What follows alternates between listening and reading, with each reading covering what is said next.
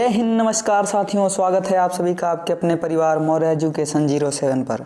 Guys कैसे हो आप सभी? उम्मीद है कि आप सभी बहुत अच्छे होंगे, स्वस्थ होंगे, मस्त होंगे।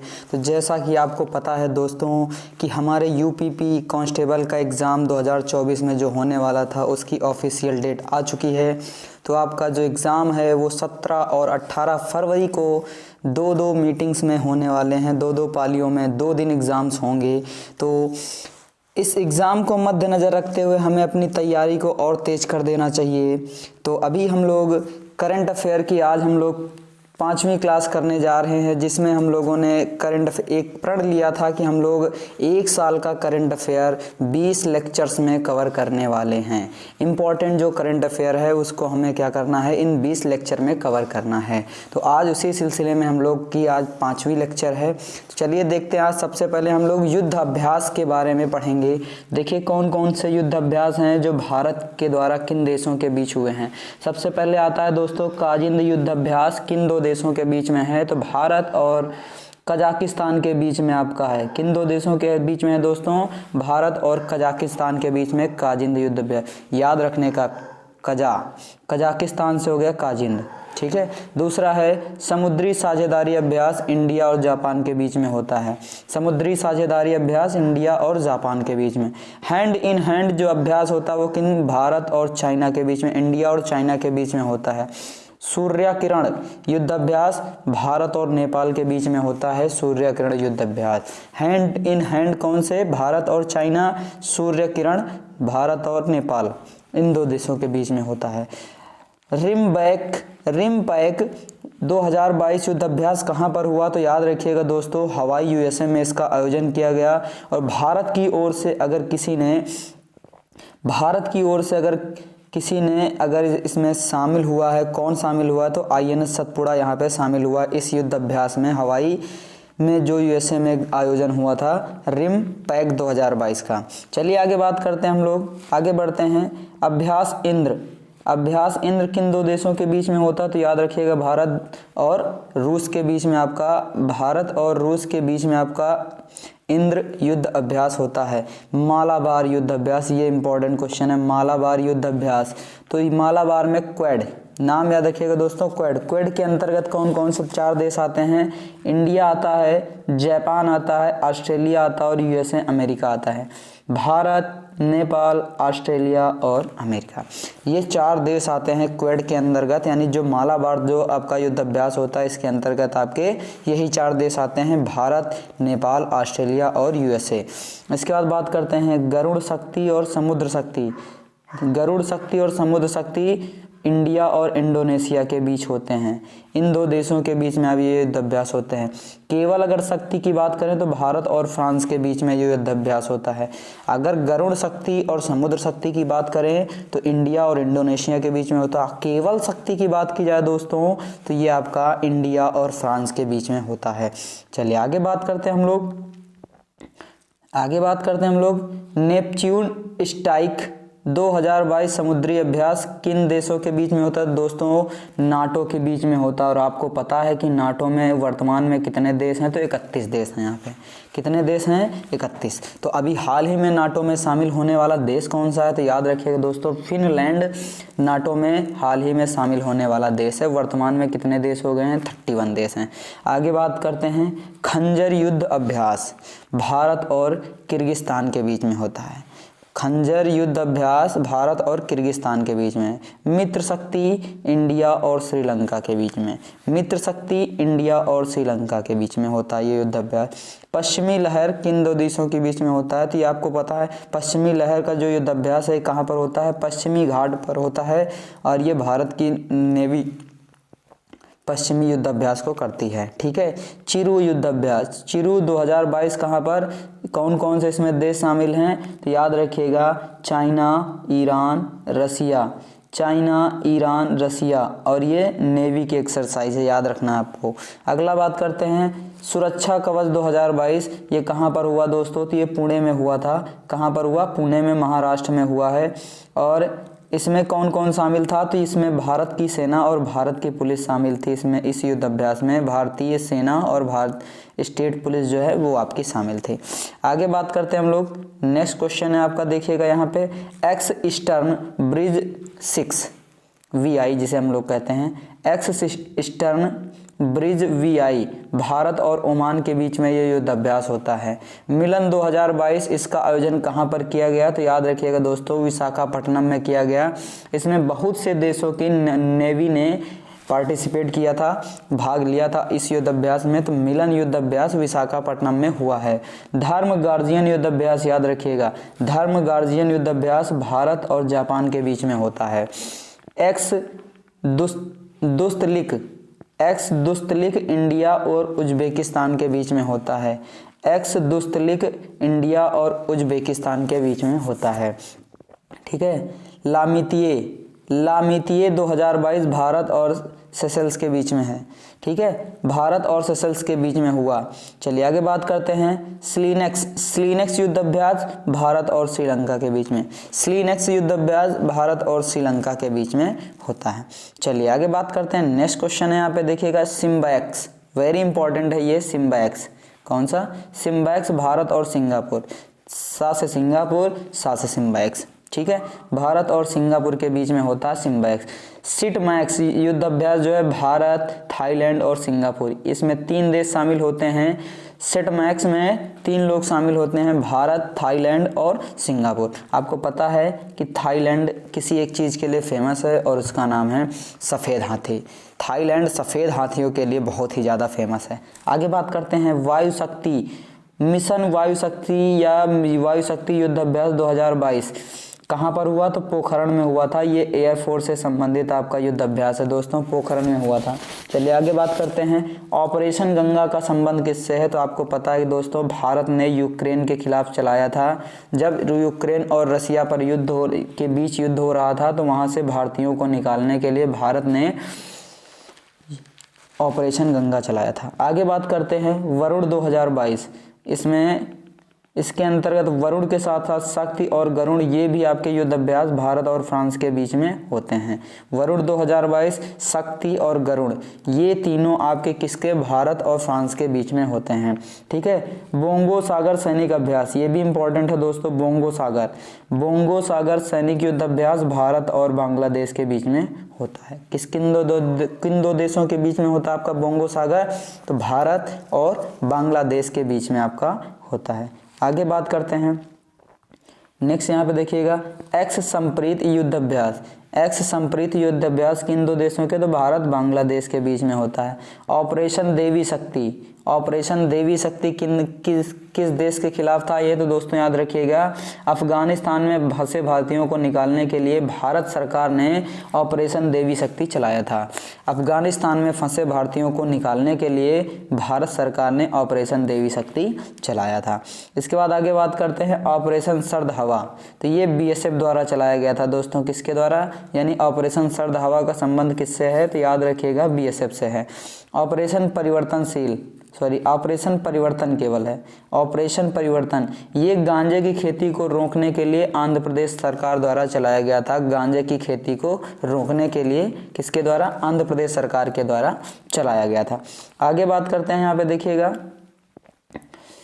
ऑपरेशन उपलब्ध ये RPF के द्वारा चलाया गया था। और ये किस लिए चलाया गया था, तो टिकट की कालाबाजारी को रोकने के लिए ऑपरेशन उपलब्ध चलाया गया था। और ये भारतीय रिजर्व फोर्स जो आपकी रेलवे पुलिस फोर्स के द्वारा चलाया गया था, रेलवे पुलिस फोर्स के द्वारा चलाया गया, RPF के द्वारा चलाया गया था टिकट की कालाबाजारी को रोकने के लिए।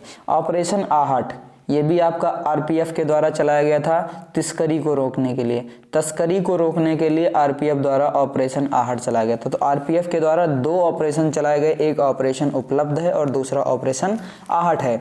और ऑपरेशन उपलब्ध आपका टिकट की कालाबाजारी को रोकने के लिए और ऑपरेशन आहट तस्करी को रोकने के लिए चलाया गया था। चलिए आगे बात करते हैं, आज के करंट पॉइंट की बात करते हैं।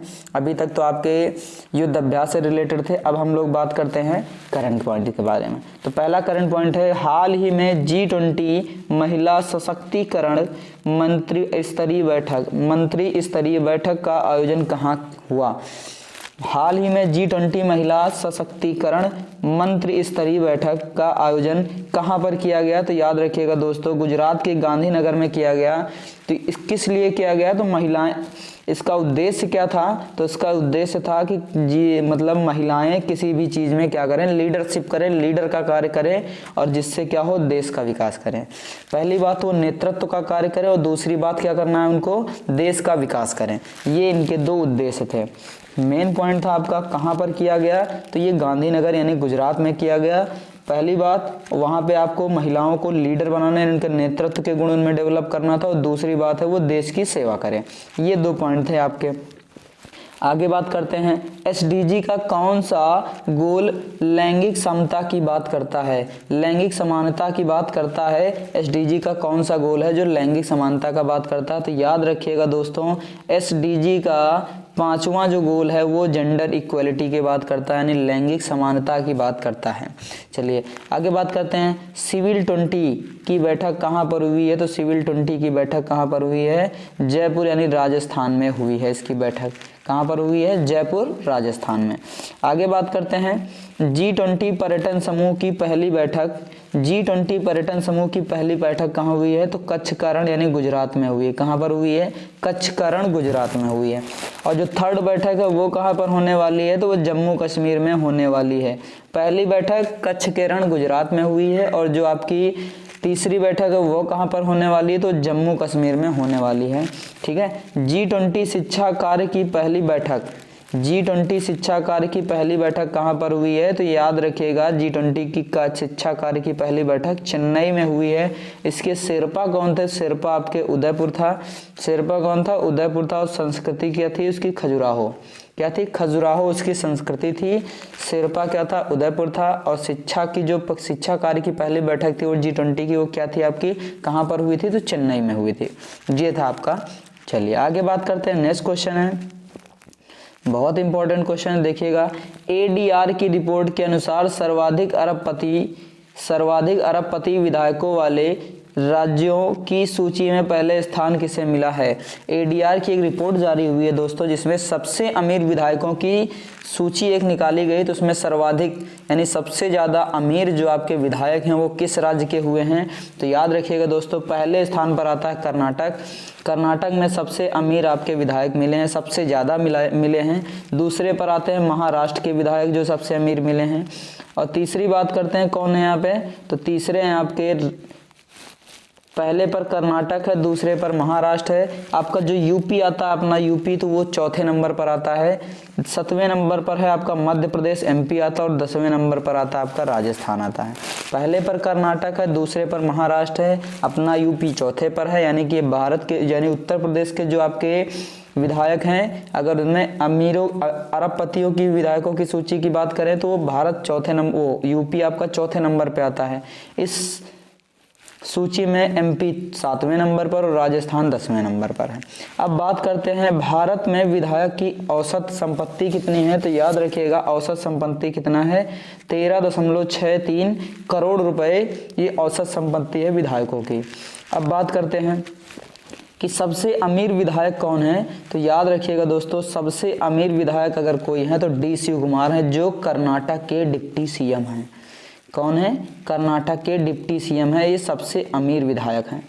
चलिए आगे बात करते हैं, और इनकी प्रॉपर्टी कितनी है। तो ये है आपका 1413 करोड़ रुपए है इनकी जो संपत्ति है। कहाँ के हैं, कर्नाटक के जो डिप्टी CM है, इनका नाम है D शिवकुमार। और सबसे गरीब विधायक की बात करें तो सबसे गरीब विधायक आपके निर्मल कुमार हैं, वेस्ट बंगाल के, और इनकी संपत्ति है मात्र कितने रुपए है, केवल और केवल, यहाँ पे देख सकते हैं आप लोग, 1 मिनट यहाँ पे देख सकते हैं कितने रुपए, यहाँ पे 1700 रुपए मात्र। ओ भाई क्या मजाक है यार, केवल 1700 रुपए इनकी मात्र संपत्ति है, ये तो मजाक है, हद की बात है भाई साहब। चलिए आगे बात करते हैं हम लोग कि सबसे अमीर CM कौन है। तो याद रखिएगा दोस्तों, सबसे अमीर CM कौन है, जगमोहन रेड्डी हैं, जो आंध्र प्रदेश के CM हैं। ये आंध्र प्रदेश के मुख्यमंत्री हैं जगमोहन रेड्डी, ये सबसे अमीर मुख्यमंत्री में से एक हैं। सबसे पहले नंबर। और सबसे गरीब अगर मुख्यमंत्री की बात करें तो हमारे वेस्ट बंगाल की ममता दीदी हैं, यानी ममता बनर्जी हैं आपकी, ये सबसे गरीब आपकी सीएम हैं। चलिए आगे बात करते हैं, वो तो भाई साहब क्या बताया जाए। चलिए आगे बात करते हैं। एक क्वेश्चन यहाँ पे बनता है कि सर्वाधिक कार्यकाल वाले सीएम कौन है, तो याद रखिएगा दोस्तों कौन है यहाँ पे दूसरे सर्वाधिक कार्यकाल वाले सीएम कौन है, तो नवीन पटनायक जो कि उड़ीसा के सीएम हैं।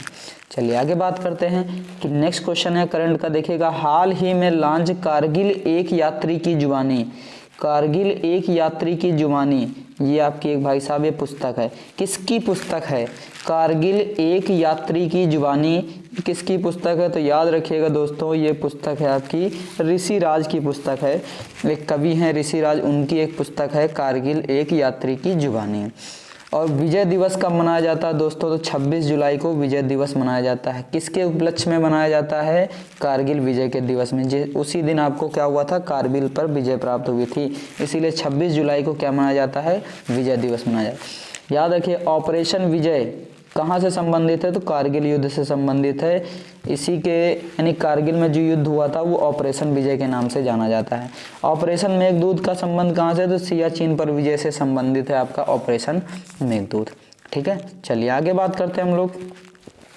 देखा गया यहाँ पे क्वेश्चन है, हाल ही में सामरिक परमाणु हमला पनडुब्बी किम कुन ओके किसने लॉन्च किया, हाल ही में सामरिक परमाणु हमला पनडुब्बी किम कुन ओके किसने लॉन्च किया, किसने लॉन्च किया, तो इसका आंसर होगा दोस्तों उत्तर कोरिया यानी नॉर्थ कोरिया ने इसको लॉन्च किया है। और किम कुन ओके ये नाम कहाँ से लिया गया, तो एक कमांडर हैं, कमांडर हीरो के नाम पर इसको रखा गया है। किम कुन ओके का नाम किसके नाम पर रखा गया, तो एक कमांडर हैं हीरो, उनके नाम पर रखा गया है। अगला यहाँ पे देखिए, खैबर फतेह और खुर्रम शहर मिसाइलों को लॉन्च करने वाला देश कौन सा है, यानी खैबर फतेह खुर्रम शहर मिसाइल इनको लॉन्च करने वाला कौन सा देश है, तो याद रखिएगा दोस्तों ईरान है। ईरान ने ही अभी हाल ही में खैबर फतेह और खुर्रम जैसी मिसाइलों को क्या किया है, लॉन्च किया है। ठीक है, भारत का पहला एंटी सबमरीन शिप कौन सा है, भारत का पहला एंटी सबमरीन शिप कौन सा है, तो आईएनएस अर्नाला है। क्या दोस्तों, आईएनएस अर्नाला है। ठीक है, आईएनएस अर्नाला है। आगे बात करते हैं, देखिएगा सबसे लंबी दूरी की गन कौन सी है, तो प्रबल है, और इसका निर्माण कहाँ पर हुआ है, तो हमारे कानपुर की फैक्ट्री में हुआ है। प्रबल आपकी क्या है, सबसे लंबी दूरी की गन है। ठीक है, इसकी मारक क्षमता सबसे लंबी है, तकरीबन 50 गज के आसपास है। चलिए आगे बात करते हैं, प्रोजेक्ट 17A के तहत 7वां जहाज कौन सा है, इसको लॉन्च जो किया गया 7वां जहाज, उसका नाम क्या है। प्रोजेक्ट 17A के तहत जो 7th जहाज जो आपका था उसको लॉन्च किया गया अभी हाल ही में, उसका नाम क्या, तो इसका नाम है आईएनएस महेंद्रगिरी। क्या नाम है उसका, आईएनएस महेंद्रगिरी। ये 7वां जहाज है आपका प्रोजेक्ट 17A का। और इसको लॉन्च किसके द्वारा किया गया, तो किसने इसको लॉन्च किया, तो वाइस प्रेसिडेंट के द्वारा इसको लॉन्च किया गया है, यानी उपराष्ट्रपति के द्वारा इसको लॉन्च किया गया है। हाल ही में भारत के सर्वोच्च न्यायालय ने न्यायिक सहयोग के लिए किसके साथ समझौता ज्ञापन किया, हाल ही में भारत सरकार के सर्वोच्च न्यायालय ने न्यायिक सहयोग के लिए किसके साथ समझौता ज्ञापन किया, तो आंसर आपका होगा यहाँ पे सिंगापुर सुप्रीम कोर्ट के साथ लॉन्च किया है इसको, यानी इसको समझौता किया है, इस ज्ञापन पे समझौता किया है। ठीक है, किसने किया है, तो भारत के हाई कोर्ट ने सुप्रीम कोर्ट ने इसको सिंगापुर के आपका जो सुप्रीम कोर्ट है उसके साथ एक समझौता किया है, समझौते पर ज्ञापन किया है। चलिए आगे बात करते हैं, थोड़ा सा स्टैटिक जीके की बात कर लेते हैं कि भारत के मुख्य न्यायाधीश कौन है वर्तमान में, तो याद रखिएगा भारत में वर्तमान में जो मुख्य न्यायाधीश उनका नाम है DY चंद्रचूड़ नाम है, और ये भारत के 50वें नंबर के मुख्य न्यायाधीश हैं। सुप्रीम कोर्ट के मुख्य न्यायाधीश आपके 50वें नंबर के हैं DY चंद्रचूड़। भारत के पहले मुख्य न्यायाधीश कौन थे, भारत के पहले मुख्य न्यायाधीश कौन थे, तो याद रखिएगा दोस्तों HG कानिया। क्या नाम है उनका, HJ कानिया इनका नाम है। ये भारत के पहले आपके मुख्य न्यायाधीश थे। चलिए आगे बात करते हैं, सुप्रीम कोर्ट के मुख्य न्यायाधीश को शपथ कौन दिलाता है? सुप्रीम कोर्ट के मुख्य न्यायाधीश को शपथ कौन दिलाता है? तो याद रखिएगा दोस्तों, राष्ट्रपति सुप्रीम कोर्ट के मुख्य न्यायाधीश को शपथ दिलाता है। सुप्रीम कोर्ट के मुख्य न्यायाधीश को हटाने का अधिकार किसे है? तो संसद को है। किसे है दोस्तों? संसद को। सुप्रीम कोर्ट के मुख्य न्यायाधीश को हटाने का अधिकार किसके पास है? संसद के पास है। चलिए आगे बात करते हैं। चलिए देखते हैं यहाँ पे, भारत के इकलौते ऐसे व्यक्ति का नाम बताओ जो राष्ट्रपति, उपराष्ट्रपति, सुप्रीम कोर्ट के चीफ जस्टिस भी रह चुके हैं। यानी उस व्यक्ति का नाम बताना है जो आपका राष्ट्रपति भी रहा हो, उपराष्ट्रपति भी रहा हो और सुप्रीम कोर्ट का चीफ जस्टिस भी रहा हो। तो उनका नाम है आपका मोहम्मद हिदायतुल्लाह है। क्या नाम है उनका? मोहम्मद हिदायतुल्लाह। ये भारत के राष्ट्रपति भी बने हैं, उपराष्ट्रपति भी बने हैं और भारत के सुप्रीम कोर्ट के चीफ जस्टिस भी रह चुके हैं। हाल ही में भारत सरकार के सुप्रीम कोर्ट स्थापना दिवस पर चीफ गेस्ट कौन थे? हाल ही में भारत के सुप्रीम कोर्ट स्थापना दिवस, भारत सरकार नहीं है दोस्तों यहाँ पे, हाल ही में भारत के सुप्रीम कोर्ट स्थापना दिवस पर चीफ गेस्ट कौन थे अभी? तो याद रखिएगा दोस्तों, जो सिंगापुर है, सिंगापुर का जो आपका सुप्रीम कोर्ट है उसके चीफ जस्टिस थे आपके सुंदरेश मेनन जी। आपके भारत की जो सर्वोच्च न्यायालय के स्थापना दिवस मनाया गया था उसके चीफ गेस्ट थे आपके सुंदरेश मेनन जी। ये आपके सिंगापुर के सुप्रीम कोर्ट के चीफ जस्टिस हैं। ठीक है, ये था आपका आज का करंट और यहीं पे आपका समाप्त होता है करंट ये। तो चलिए इसी तरीके से आज हम लोगों ने 5वीं क्लास को अच्छे तरीके से कंप्लीट कर लिया है। अब आप लोग इसको अच्छे तरीके से पढ़ लीजिएगा, 1 बार 2 बार रिवीजन कर लीजिएगा। आपको अलग से नोट्स बनाने की ज़रूरत नहीं है। अगर आप 1-2 बार इसको अच्छे तरीके से पढ़ लेते हैं तो आपको माइंड में सारी चीज़ें अच्छे तरीके से फीड हो जाने वाली हैं। तो चलिए आज की क्लास को बस यहीं तक रखते हैं। मिलते हैं नए क्लास में नई ऊर्जा नए जोश के साथ। तब तक के लिए जय हिंद, वंदे मातरम, टाटा, बाय बाय। और सभी लोग अच्छे से तैयारी करते रहिए, पेपर बहुत नज़दीक है। याद रखिएगा 17 और 18 फरवरी यूपीपी कांस्टेबल। धन्यवाद, जय हिंद, वंदे मातरम।